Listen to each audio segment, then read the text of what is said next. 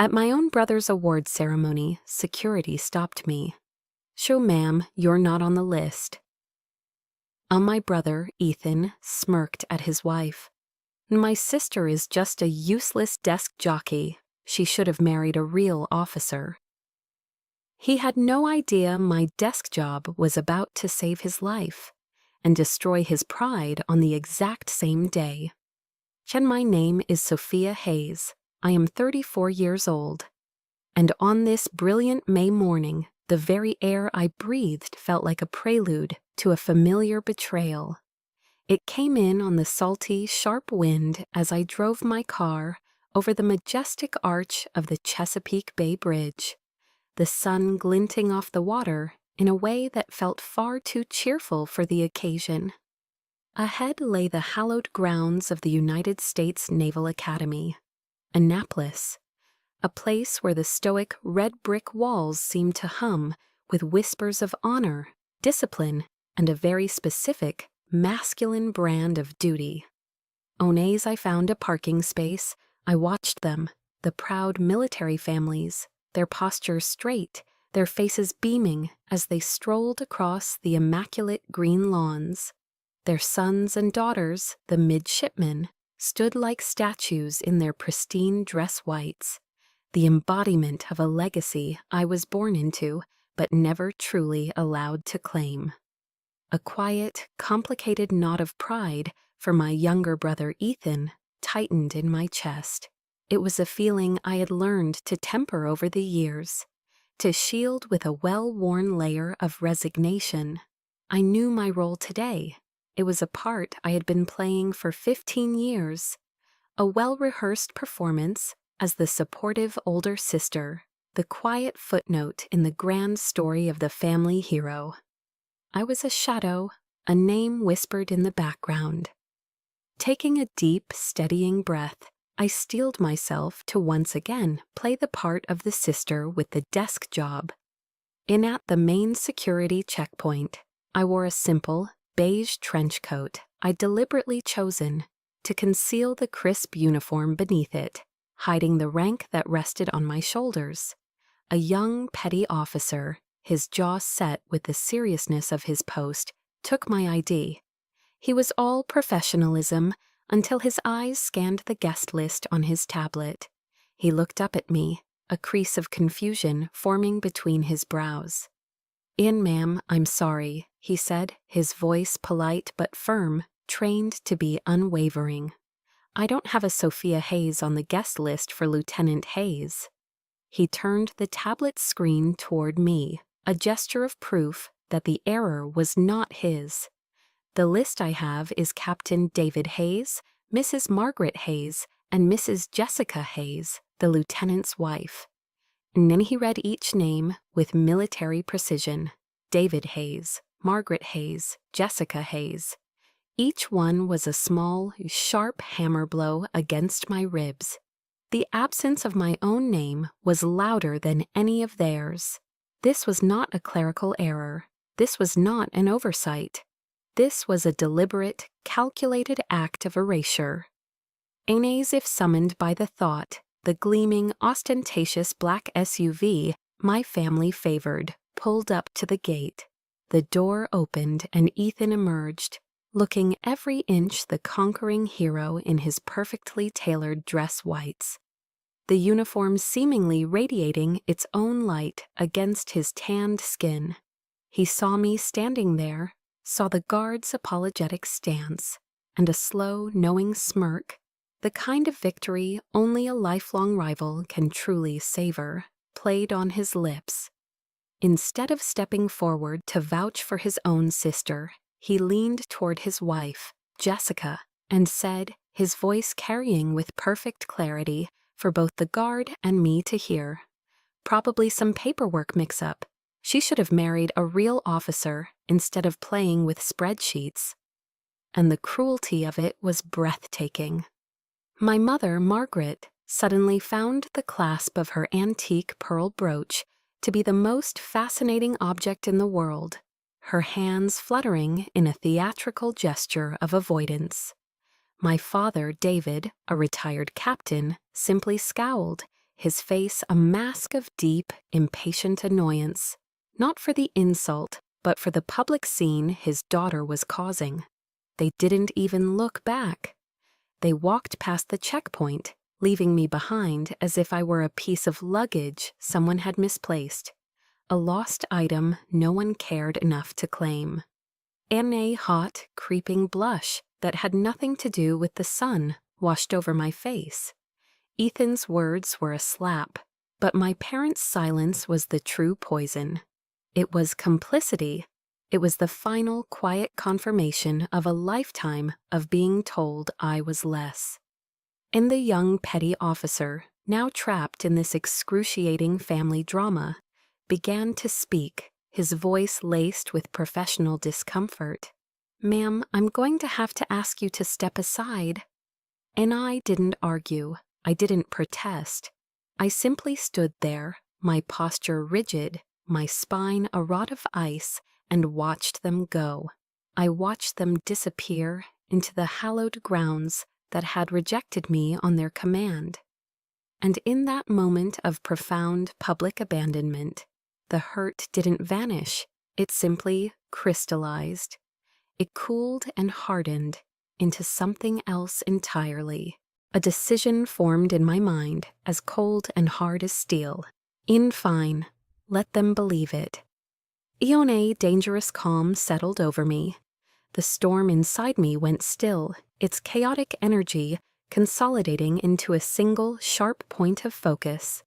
In today's performance would be one for the ages. Hinin they would not see a single tear. I would not give them that satisfaction. Kin standing there on the manicured grounds of the academy, an outcast at the gate, I felt the present moment dissolve. The sting of Ethan's words became a key, unlocking a vault of memories I had long kept under guard.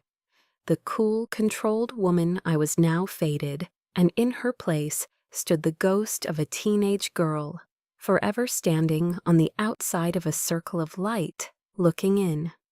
And the memory that surfaced first was drenched in the smell of charcoal and freshly cut grass. It was the day Ethan's acceptance letter to the academy had arrived. My father, a man who rarely showed emotion beyond a stoic nod or a stern frown, had transformed. He'd thrown a massive backyard barbecue, inviting what felt to her like every retired and active duty officer within a 50-mile radius. He stood by the grill, tongs in one hand and a beer in the other, his voice booming with a pride he never used for me. He draped an arm around Ethan's shoulders and introduced him again and again as the heir to the Hayes legacy. On later, my mother brought out a huge sheet cake from the local bakery, the kind with overly sweet frosting and airbrushed decorations. In bold blue letters it read, "Congratulations, future Admiral." The whole world, it seemed, had stopped spinning for this one moment. It wasn't just a party, it was a coronation, a public declaration of the chosen son. And I, his older sister, was just a commoner in the crowd, a spectator at a ceremony held in my own backyard. I smiled, I clapped, and I felt utterly and completely invisible. In the universe has a cruel sense of irony. That very same week, I had won a National Science Fair award. My project, a complex cryptographic algorithm, had been recognized as one of the most promising in the country. I remember holding the award in my hands, a heavy gold-plated medal on a thick ribbon.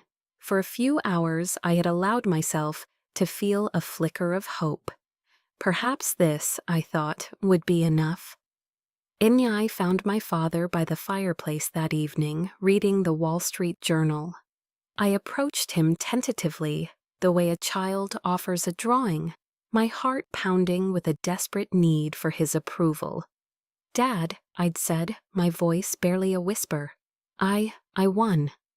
In an I held out the medal. He took it, his eyes barely leaving his newspaper. He glanced down at the intricate engraving, his expression unchanging. "Good job, sweetie," he murmured, the words automatic, devoid of any real warmth. He handed it back to me and then folded his paper.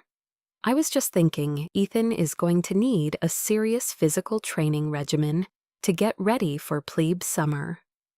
And just like that, the moment was over.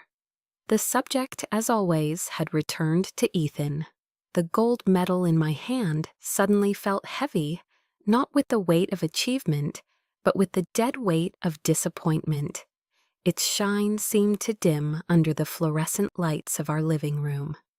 Later that night, alone in my bedroom, I opened an old wooden box where I kept forgotten things, childhood trinkets, old letters.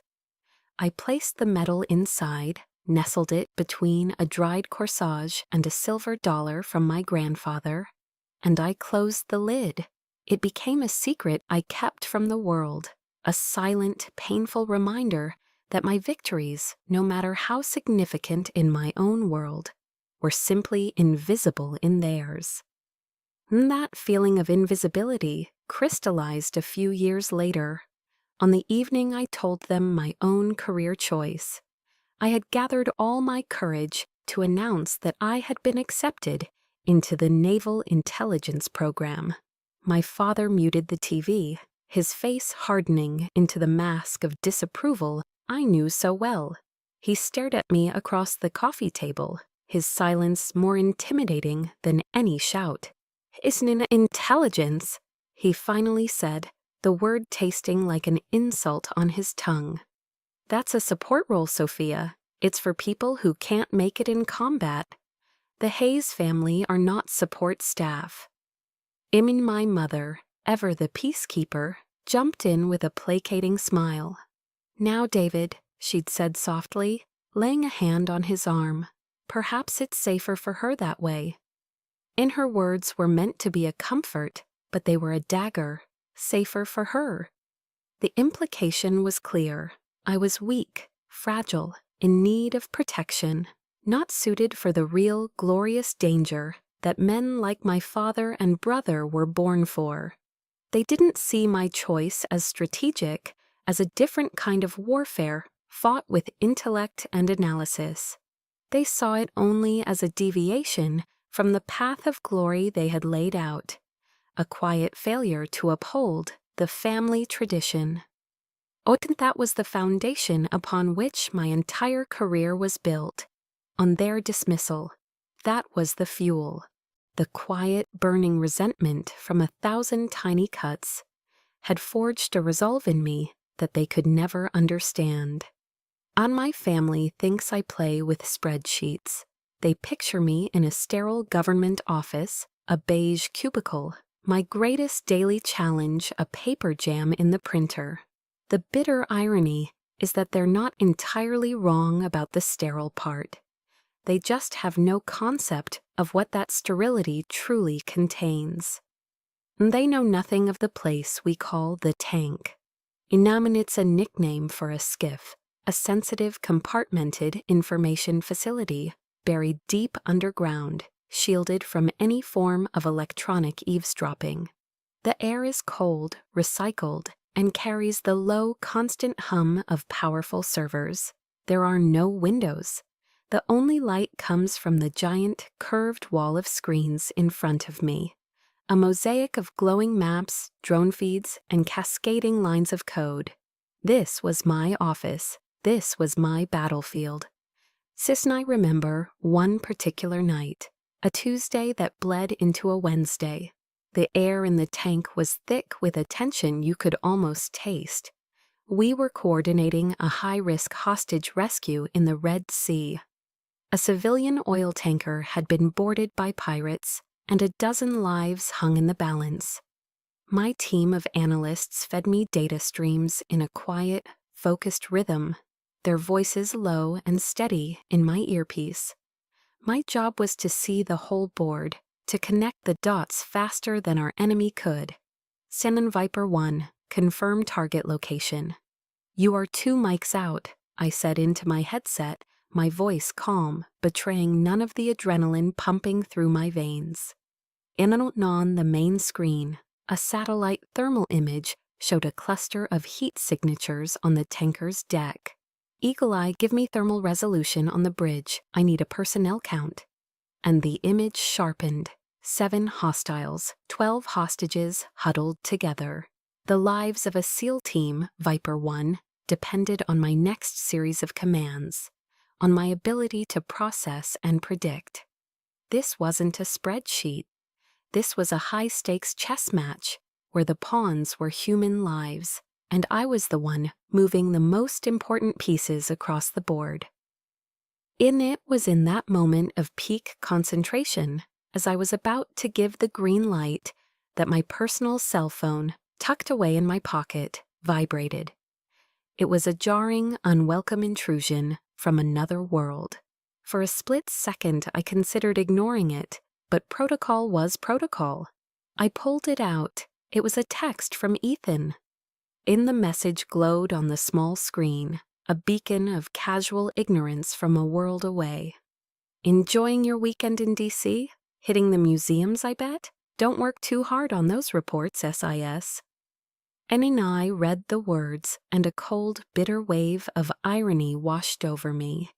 Here I was in a life-or-death struggle against armed traffickers, my mind stretched to its absolute limit, and in his world, I was his boring older sister, a tourist in my own life, drowning in paperwork. The condescending nickname, SIS, felt like a final twist of the knife. I took a breath, my fingers tightening on the phone for a second, before I thumbed the power button, plunging the screen into darkness. I slipped it back into my pocket. My focus snapped back to the wall of screens, my voice emerging colder and sharper than before. "In standby, Viper 1, I commanded, my eyes catching a flicker of movement on a secondary feed. A small fishing boat, unlit, approaching the tanker from the stern. It wasn't on any maritime charts. It was a ghost. It's someone. Eagle Eye. Focus on that trawler. Now." The thermal image zoomed in. The boat was cold, but the shapes inside were not. 6 more heat signatures, armed, an ambush. They were waiting for the SEALs to board. "Send Viper 1, abort! Abort!" My voice was sharp, cutting through the silence of the tank. "I repeat, abort the breach. You have a secondary hostile force approaching from your 6. They're walking you into a kill box." A wave of relief, silent and profound, washed through the room as the SEAL team confirmed the new orders. My analysis, in that split second, had just saved their lives. 8 hours later, at 3 a.m., I finally returned to my empty apartment in Washington, D.C. The adrenaline had faded, leaving behind a bone-deep exhaustion. The city lights twinkled through my window, a galaxy of strangers, none of whom knew what had just transpired in the darkness on the other side of the world. I walked to the liquor cabinet, my movements heavy, and poured a generous 2 fingers of Kentucky bourbon into a heavy glass. No ice. Ira and I stood by the window, swirling the amber liquid, the silence of the room a stark contrast to the controlled chaos of my work. I thought about the men of Viper 1, teammates whose faces I would never see, whose thanks I would never hear. I thought about the string of victories attributed to anonymous intelligence sources. Solitude was the price of this silent power. My family thought I pushed paper. They had no idea that those papers held the fates of nations, that the ink from my pen could move armies and shift the balance of power. They saw a desk job, I saw a global chessboard, and I had long ago accepted the terms of my service. I accepted the loneliness, the secrecy, the crushing weight of it all, on because the mission was always more important than a wounded ego. Unhope arrived when I least expected it, not in a blaze of glory, but in the quiet of a corner office in the Pentagon. It smelled of worn leather, old books, and freshly brewed coffee. 2 days after the Red Sea operation, 2 days after Ethan's text message had sliced through the tension of the tank, I was summoned by General Miller. And he was my commanding officer, a 4-star general with a reputation for being as brilliant as he was tough. His office overlooked the Potomac, and the walls were covered not with medals, but with maps and photographs of him with soldiers in the field. He gestured for me to sit as he walked over to a coffee machine, humming quietly in the corner. "Sintin, you look exhausted, Sophia," he said, his back to me. His use of my first name was unusual, a sign that this was not a formal debriefing. He turned around and handed me a heavy ceramic mug filled with steaming black coffee. It was a simple gesture, but in the context of my life, it felt monumental. And he sat down behind his large mahogany desk and looked at me, his gaze direct and piercing, yet completely devoid of judgment. It was the kind of look that made you feel seen, truly seen, not just as a subordinate or a set of skills, but as a person. "Just you saved 12 lives the other night," he stated, his voice a low, steady rumble. "And the lives of the entire SEAL team. The official report won't have your name on it, for obvious reasons. But I know, and the president knows."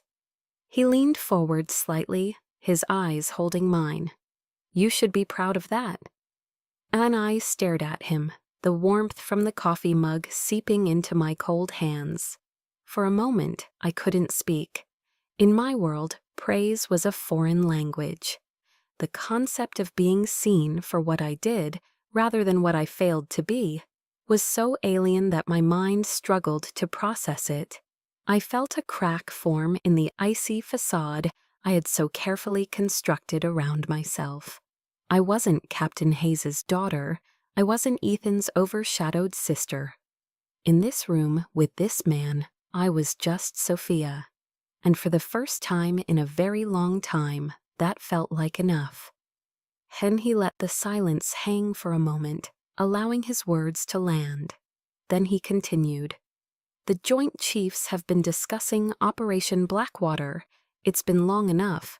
We believe parts of it can now be declassified."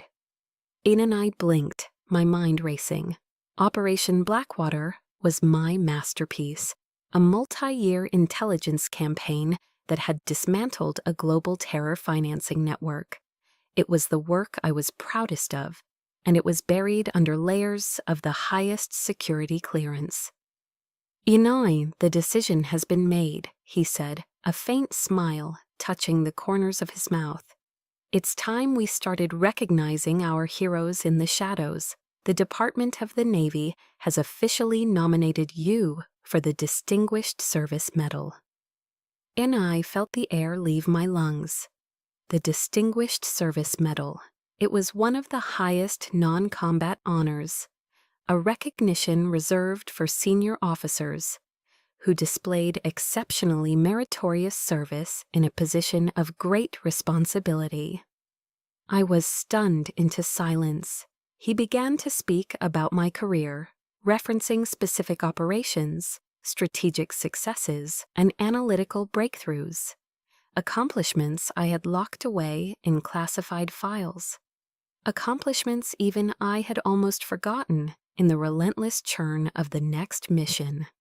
He saw the whole picture, the entire tapestry of my career, not just the disconnected, meaningless threads my family perceived. A raw, unfamiliar emotion swelled in my throat.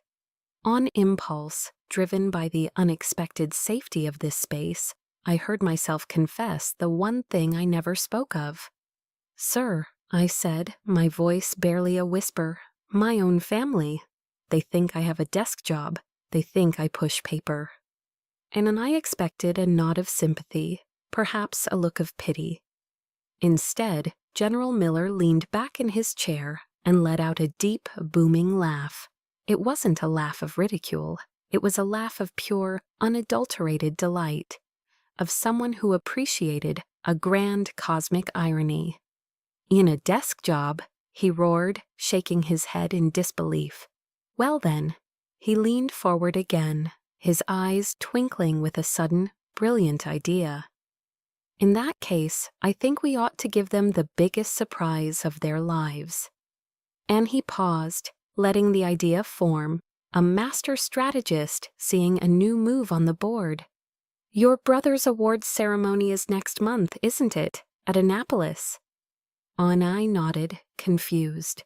In how poetic would it be, he said, his smile widening, to recognize two of Captain Hayes's children on the same day, for two very different, but equally vital, forms of service to this nation. And his words landed in the silent, barren landscape of my hope and bloomed.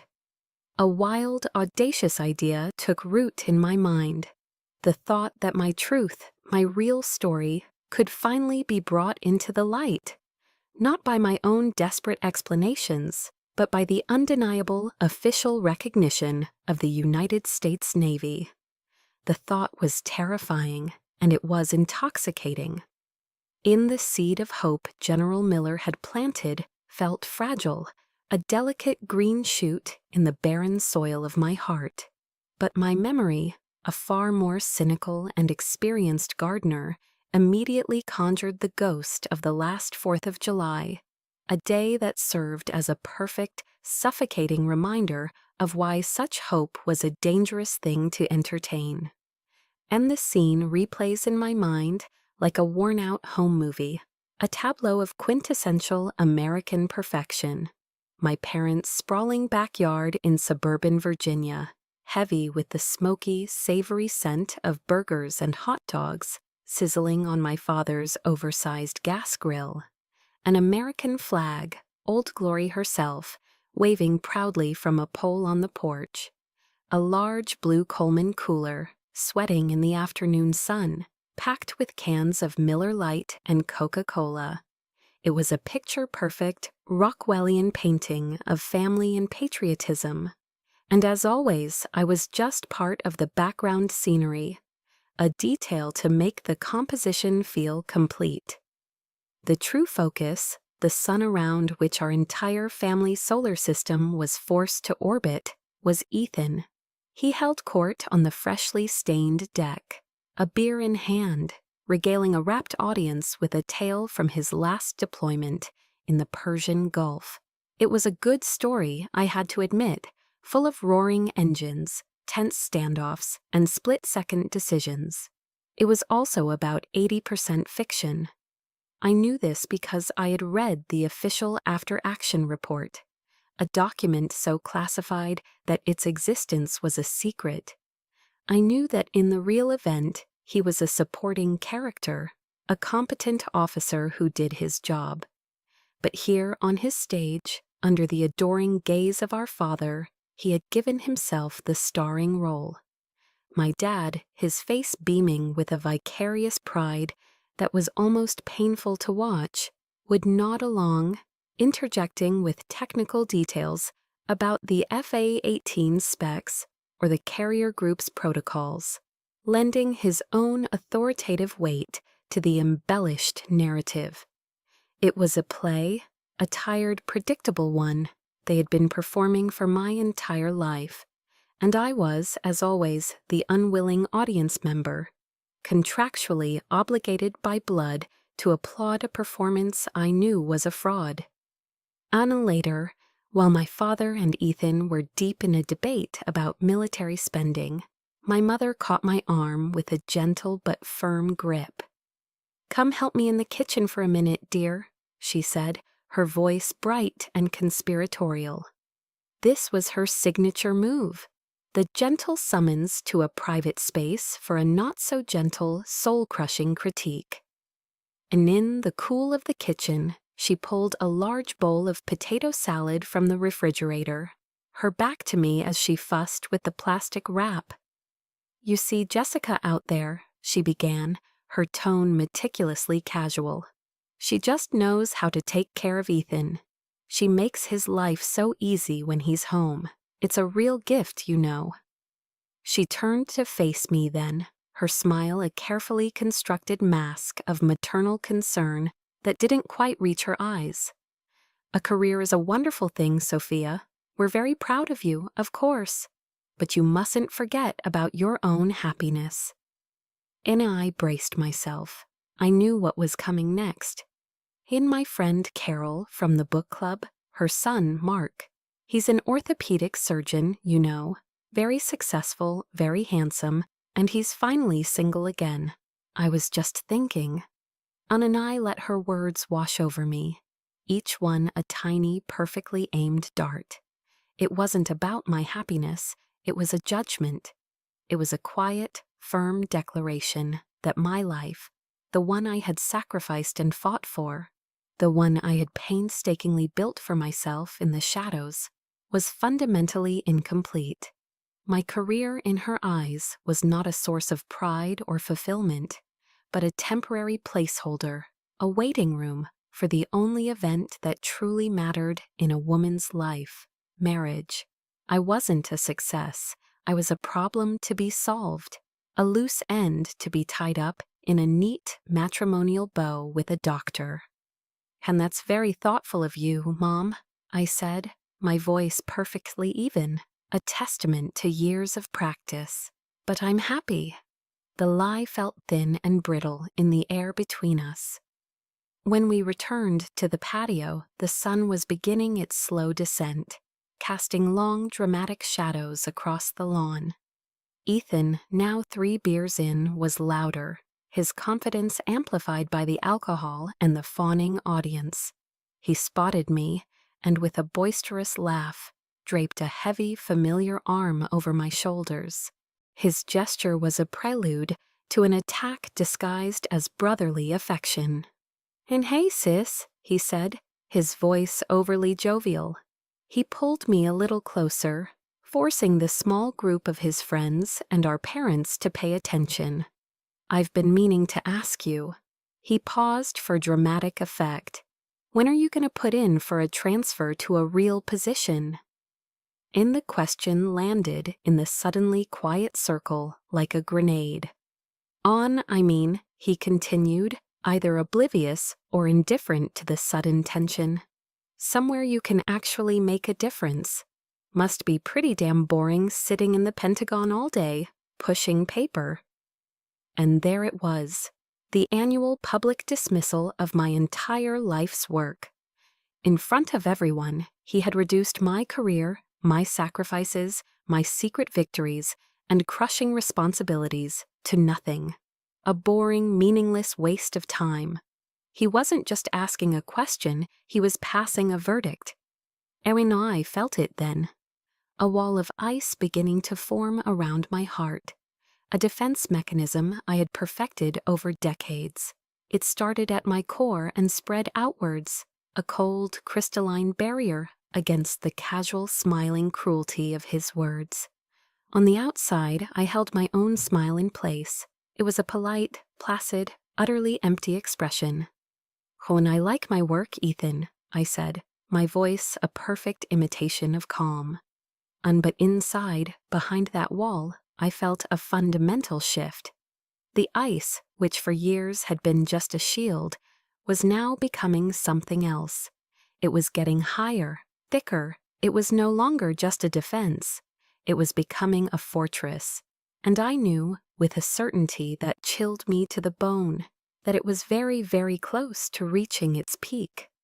And have you ever had a moment where time seems to slow down, where the world narrows to a single, hyper-focused point of humiliation? That was me, standing at the gate, with the guard's polite, dismissive words hanging in the air. "Ma'am, I'm going to have to ask you to step aside." It's the politeness that makes it worse, isn't it? The professional, dispassionate tone that says, "This isn't personal, I'm just doing my job," when everything about the situation feels deeply, excruciatingly personal. My feet felt like they were cemented to the asphalt. I was an exhibit in a zoo of my own family's making, trapped in the spotlight of their casual cruelty. And then, through the thick, suffocating air, a new sound emerged. It was the quiet, confident purr of an engine you only find in a government-issued black sedan. The car glided to a stop beside us, and when the rear door opened, General Miller emerged. He was in his full dress uniform, and in the bright morning sun, the 4 stars on each of his shoulders seemed to burn with a light of their own. You know a leader when you see one. It's in the way they stand, the way they survey a scene in a single, all-encompassing glance. He saw me, frozen. He saw the flustered guard, and he saw my family watching from a distance. And he ignored them as if they were part of the landscape. His focus was a laser beam, aimed directly at me, and when he smiled, it was with a genuine warmth that melted a fraction of the ice around my heart. "In there you are, Admiral Hayes," he said, his voice carrying with an easy authority that could command fleets. We were about to send out a search party. The words didn't just break the silence, they shattered it. Admiral Hayes, and you could almost physically see the gears grinding and then stripping inside the young petty officer's head. The stern mask of professionalism didn't just crack, it disintegrated. His face cycled through a series of emotions with comical speed. First, blank confusion, then dawning comprehension, and finally, a wave of raw, unadulterated panic. His skin went pale. He had just been seconds away from physically ejecting a flag officer, a rear admiral, from a Naval Academy event. He knew, and I knew, that in the rigid, unforgiving world of military hierarchy, he had just stared into the abyss of his own career.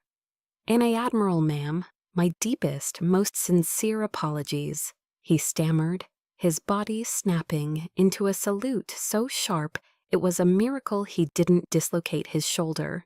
He practically threw himself at the gate controls, swinging the barrier open with a desperate, frantic urgency. It's amazing what a title can do, isn't it? The first jarring taste of a power I had earned in the shadows was now on full display in the sun.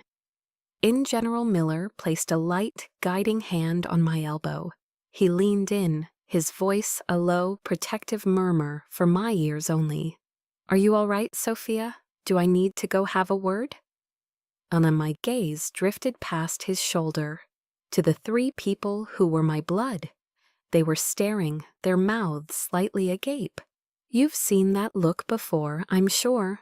The look of utter, slack-jawed bewilderment, when the world as you know it has just been turned completely upside down.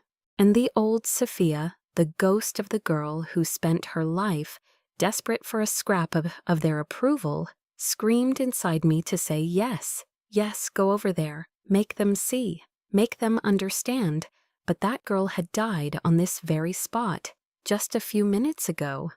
And I turned back to the general, the fortress of ice around my heart now complete.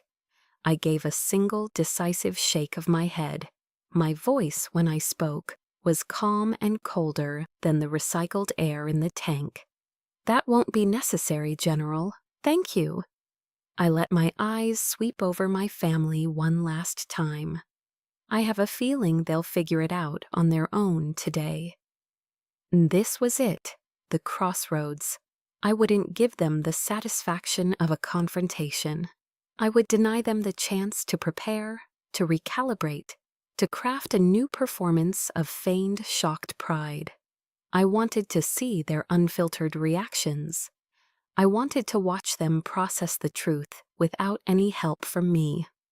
"Fenton, as you wish, Admiral," General Miller said, and the look in his eyes was one of pure, unadulterated respect.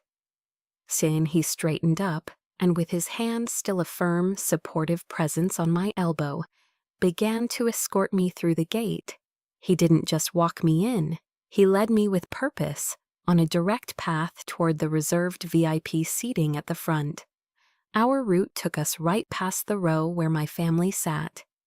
And I kept my chin high. I kept my eyes fixed forward on the podium, on the flag, on my future. I did not grant them a single glance, but I felt their gaze on me like a physical force. As we passed, I heard it, a choked, incredulous whisper from my father to my brother. "On Admiral." And that one word, spoken in a tone of utter disbelief by the man who had dismissed my life's work, was the final echoing drop. A lifetime of slights flashed through my mind. The ignored medal, the condescending jokes, the endless gushing praise for Ethan's real service. Every moment of feeling invisible, of being told I wasn't enough. It all came to a head in that single whispered question. In the last drop had fallen. The glass was not just full, it had shattered. So today was not about asking for their approval. That ship had sailed long ago, and I was finally letting go of the rope.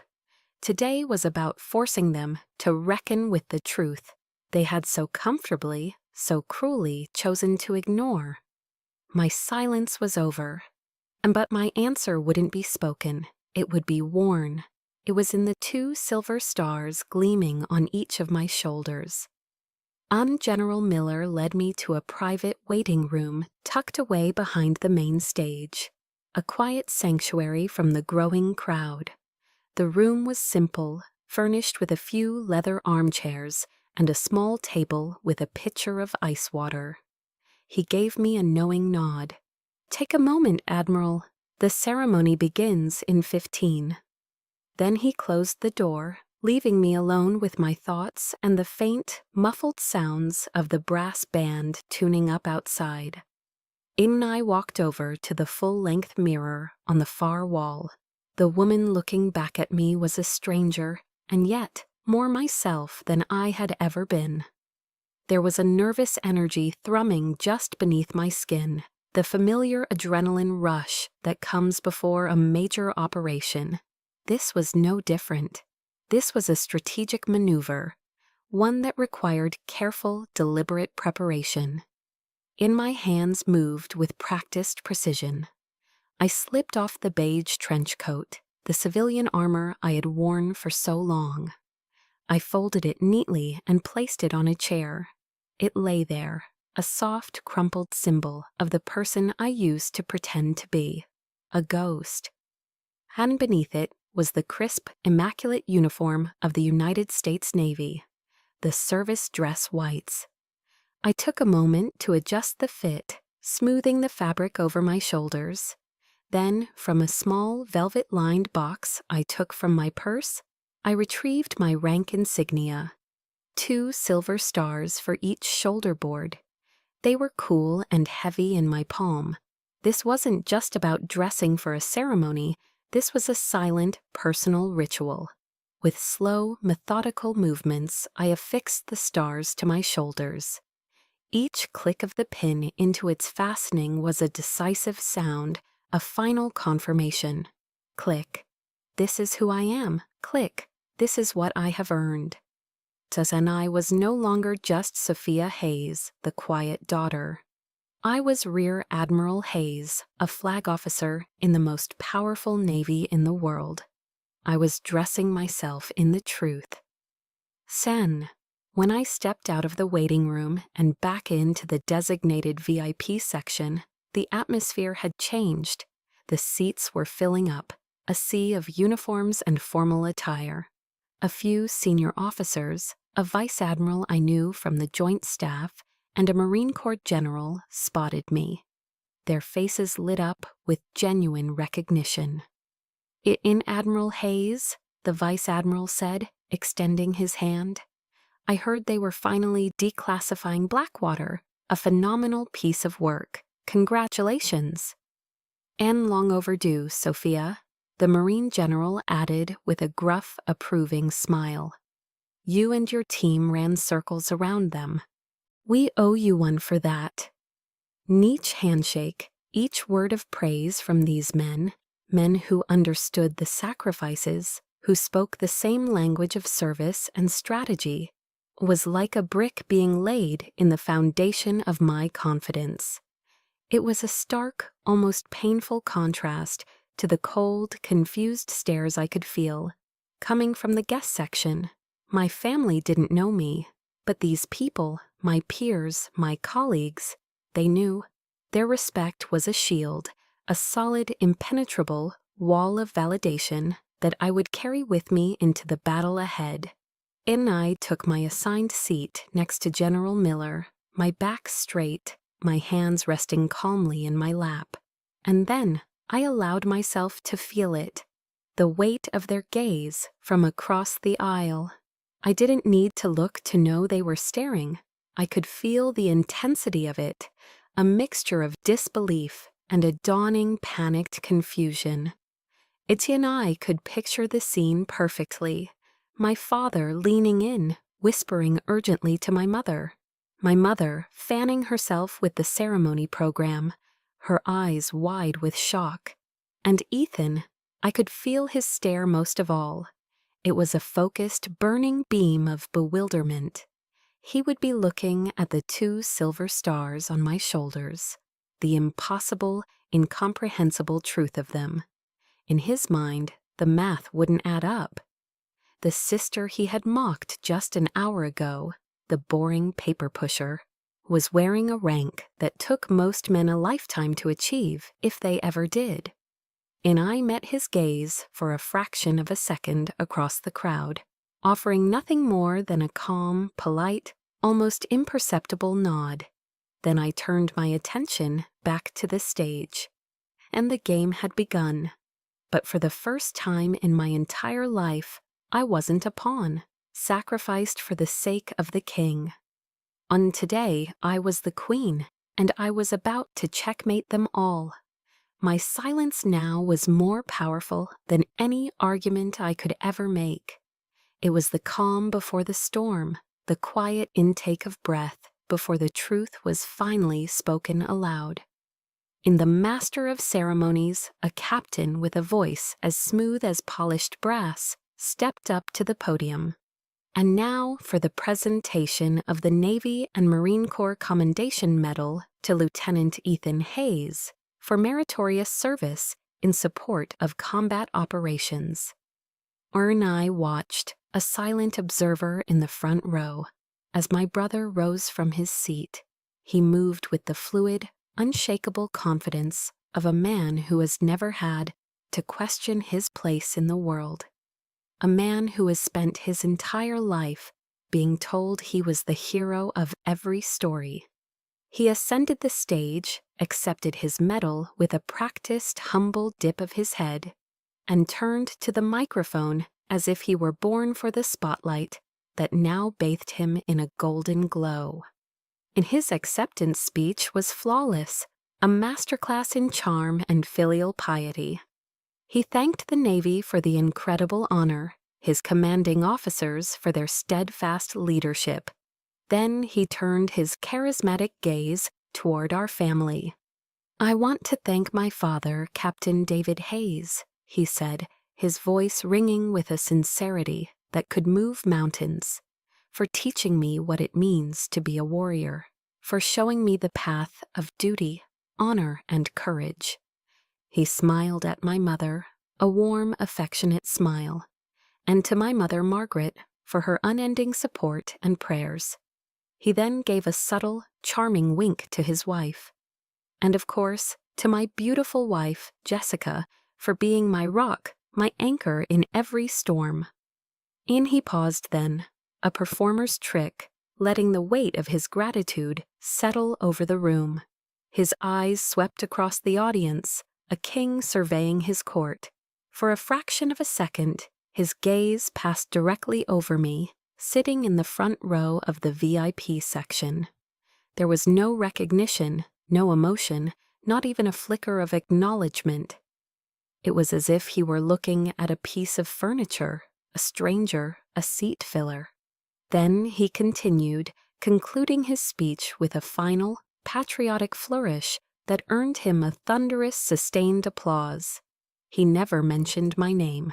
In that very public, very deliberate omission, in front of hundreds of his peers and our nation's most respected leaders, he had made his final definitive statement: "You do not exist."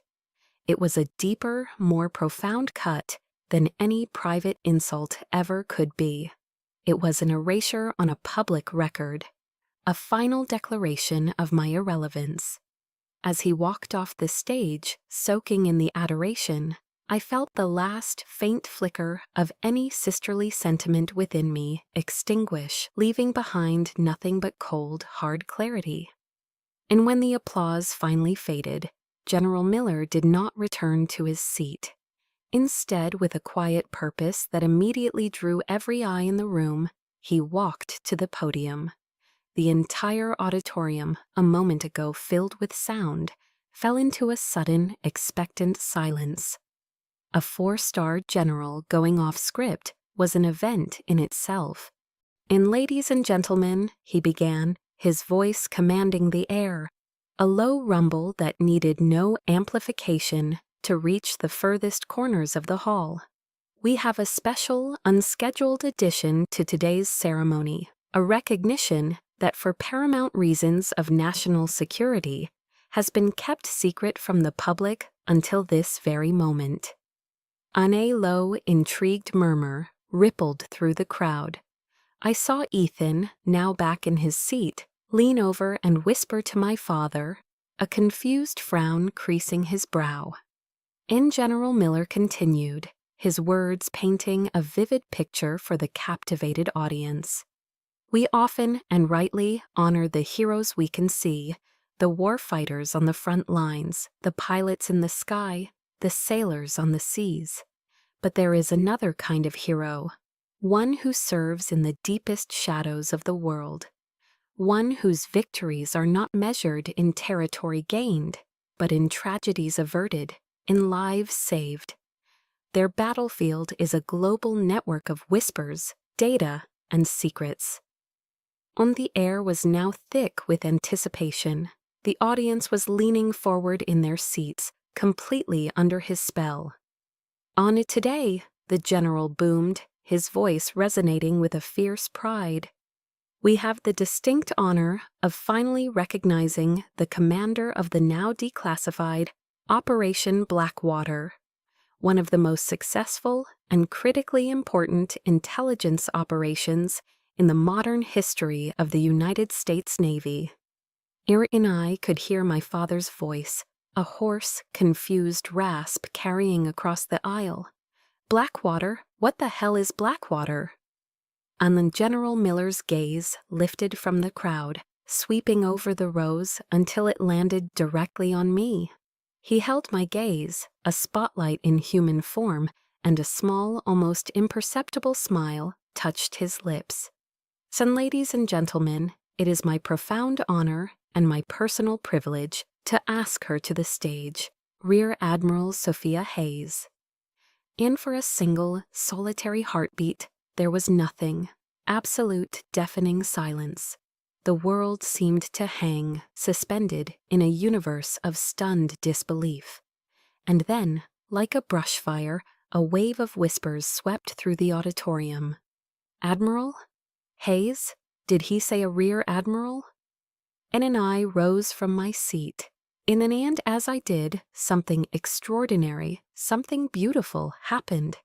Every single uniformed person in that room, from the youngest ensigns in the back rows to the most decorated captains and generals in the front, rose to their feet as one. It wasn't planned, it wasn't coordinated.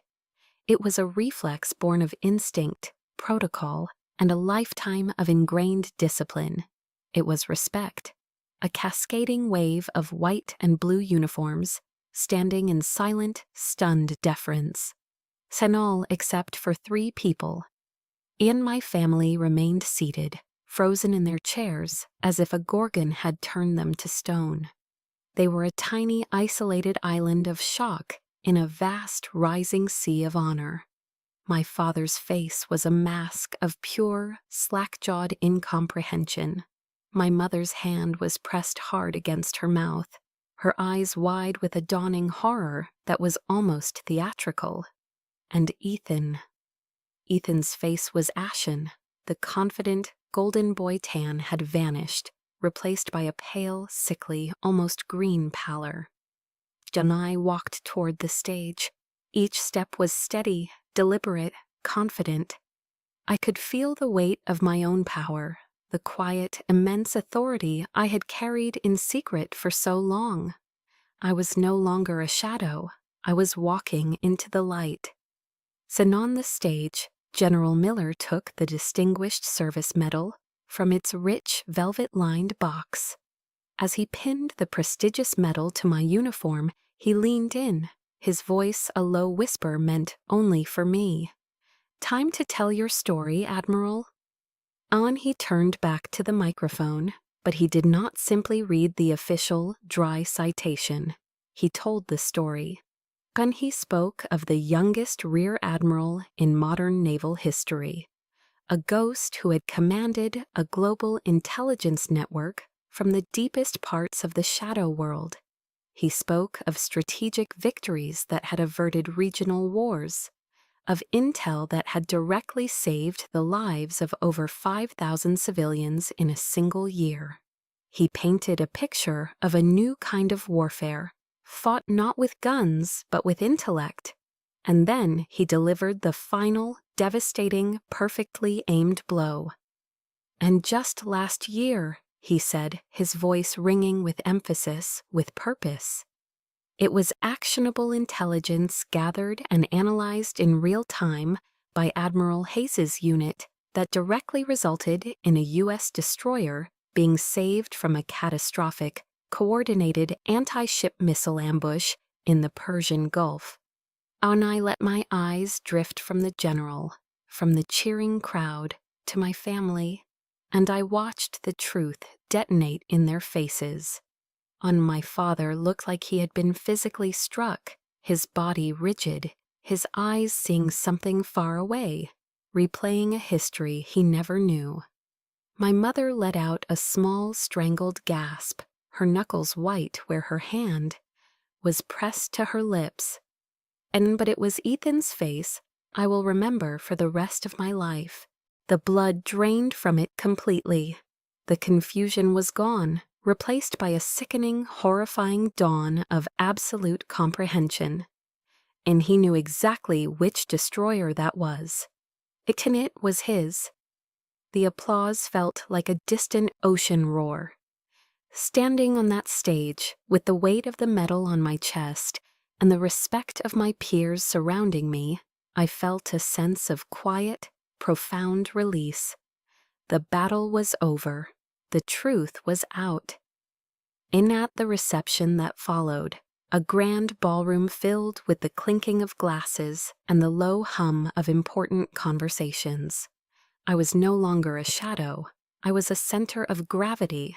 A group of congressmen from the House Armed Services Committee were congratulating me when I saw them approach, my family. They moved together like a wounded animal, a tight, defensive cluster cutting through the crowd. Ethan was in the lead, his handsome face a hard, tight mask of fury. My father followed, his expression unreadable, a complex mixture of shock and something I couldn't yet name. My mother trailed behind, clutching my father's arm, her face pale. They stopped a few feet away. The congressmen, sensing the sudden drop in temperature, politely excused themselves. Ethan didn't wait for them to be out of earshot. "Rear Admiral Hayes," he said, his voice a low, venomous hiss. He spat the title like it was a curse. That was quite a performance. My father remained silent, his eyes, for the first time, refusing to meet mine. "And you lied to us," Ethan continued, his voice rising, drawing a few curious glances. "You lied to all of us, for 15 years. You let us believe you were nothing, a failure." Then I saw General Miller across the room catch my eye. He gave a subtle, almost imperceptible signal to one of his aides. A young, polished lieutenant commander appeared at my elbow instantly. "Admiral," the aide said smoothly, his voice a calm counterpoint to Ethan's rising anger. Perhaps this conversation would be more comfortable in the private conference room? And he led the way, and my family had no choice but to follow. The walk down the quiet, carpeted hallway felt like a march toward a final, unavoidable sentencing. And inside the soundproofed conference room, with the door firmly closed, Ethan's carefully contained rage finally exploded. "None, why?" he yelled, his voice cracking. He began to pace the length of the room like a caged tiger, his fists clenched at his sides. "Why would you do that to us? You turned your own family into a laughingstock out there. You stood by and let me lecture you about sacrifice, about service. You were laughing at me the whole time, weren't you?" And he spun to face me, his eyes wild with a wounded pride I knew all too well.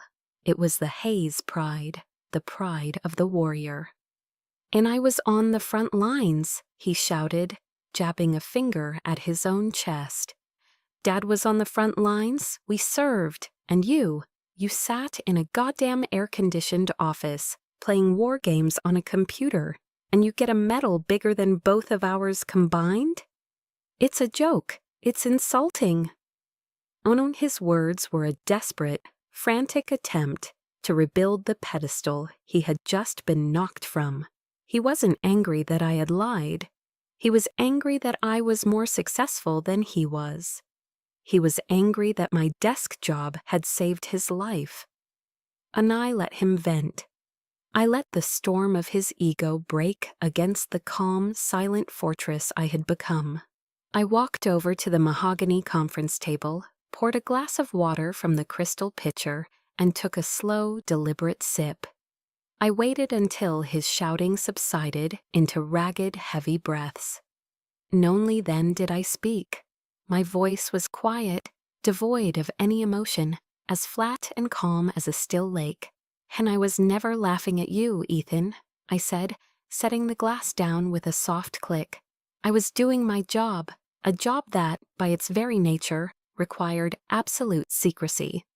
And I shifted my gaze from him to my father. For the first time, he looked me in the eye. "And did you ever once ask me about the specifics of my work, Dad?" I asked, my voice still quiet, still controlled.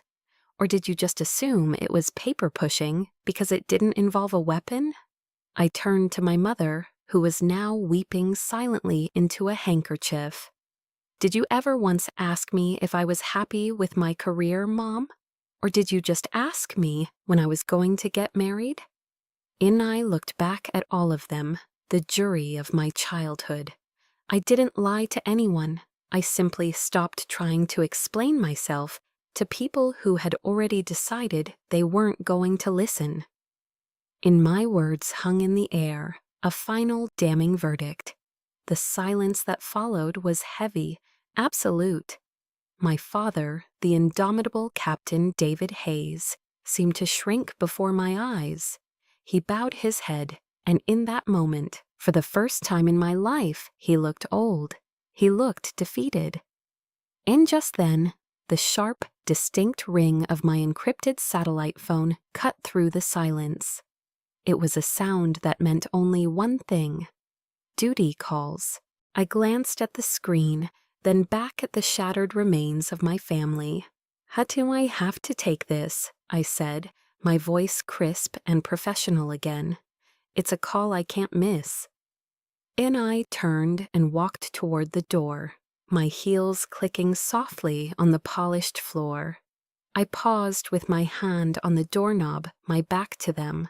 I allowed one last small piece of my old self to speak. "Eldon, I love you," I said, the words feeling foreign but necessary. "But I will not be dismissed by you ever again. If we are going to have a relationship from this day forward, it will be one that starts with respect, real respect." John and I let the words hang in the air for a moment, a final non-negotiable term of surrender. And think about it. And then I walked out of the room, closing the door softly behind me, leaving them alone in the echoing silence of the truth. 6 months passed, 6 months of careful, tentative steps, across a newly drawn map. My ultimatum at the ceremony wasn't a finish line. It was a starting line for a different kind of relationship, one I wasn't sure my family was capable of running. Ek and I walked into my parents' living room on a quiet Sunday afternoon. The first thing I noticed was something new against the far wall. It was a beautiful, glass-fronted display cabinet made of dark cherry wood. My father was there, a soft cloth in his hand, carefully polishing the glass. His own medals and my grandfather's were arranged tastefully on the lower shelves. But in the center, on the main shelf, at eye level, sat my Navy Distinguished Service Medal. It was flanked by a framed, high-resolution photograph of me on the stage at Annapolis, with General Miller pinning the medal to my uniform. And my mother came in from the kitchen, carrying a plate of her classic chocolate chip cookies, still warm from the oven. She smiled at me, a real smile, one that reached her eyes. "Ken, your father built that last month," she said softly. "He said it was the first time the Hayes family display case told the whole story of service. And not the story of the men, not a story of combat versus support. Just service." It was a small change in wording, a subtle shift in the family narrative, but it felt as significant as the moving of a continent. And yet that evening, dinner was different. The air was lighter. The usual performance was gone. There were no exaggerated war stories, no bravado. Instead, my father, after clearing his throat, looked at me across the dinner table. "Sophia," he began, testing the name out, "what are the biggest challenges you face with personnel management at the Pentagon? With that many high-level civilians and officers, the politics must be complex." And it was a real question, a question born of genuine curiosity. Later, Ethan talked about a new risk analysis protocol he was implementing on his ship. "It's funny," he said, not quite meeting my eye. "Some of the principles, I feel like I learned them from somewhere." He chanced a quick glance at me, a shy, almost embarrassed smile touching his lips. It was his way of acknowledging my world, of admitting its value without having to say the words directly. And then, my mother raised her wine glass. "A toast," she said, her voice clear and steady. "Not to the men of the family, but to the strength and intelligence of all the Hayes children, in all their forms." We all clinked glasses.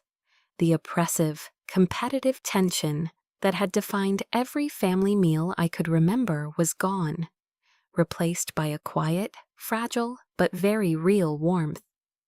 And after dinner, Ethan and I found ourselves on the old wooden swing on the back porch, a place where we'd spent countless childhood summer evenings. For a long time, we just sat in a comfortable silence, listening to the chirping of the crickets. And he was the one who spoke first, his voice low and devoid of its usual arrogance. "I'm sorry, Sophia," he said, his eyes fixed on the dark tree line at the edge of the yard. "The way I treated you, the things I said about your work, it was never about you. It was about me." And he took a shaky breath. I needed to be the hero. I needed it, to feel like I was living up to Dad's expectations, to the family name. I was so insecure that I couldn't stand to see that you had found your own way, a way that I didn't understand. And his confession was a balm, a healing medicine for a wound I didn't even know was still bleeding. And I felt a real smile, a genuine, unforced smile, spread across my face. "Thank you for saying that, Ethan," I said softly. I looked out at the yard, at the fireflies beginning to blink in the twilight. For the longest time, I thought I needed this family's approval to feel whole. I thought my value was something you all had to give me. And I placed a hand over my own heart. But all those years of being misunderstood, they taught me something more important. My worth isn't determined by anyone else. It's right here. It always was. I looked at him. Having you all finally see it, that's a gift, a wonderful gift, but it's not a prerequisite anymore. Nathan nodded slowly, a look of profound understanding on his face. I'm really proud to be your brother, Sophia. And for the first time, I could say it and mean it with every fiber of my being. Annan, I'm proud to be your sister. In the peace I felt in that moment wasn't a victory. It was something better. It was acceptance. It was a dawn I had made for myself. Admiral Sophia Hayes's journey is a powerful reminder that our true worth is never determined by others. Perhaps her story brought to mind a moment in your own life, a time you had to draw a line in the sand, or when you realized your peace of mind was non-negotiable. Then we believe those moments deserve to be honored. If you've ever felt like Sophia, let us know in the comments below. For more stories that empower and validate, subscribe to Chosen Revenge, where a new story is always waiting to honor yours. Your experience matters here. Hakis Ansoi Han.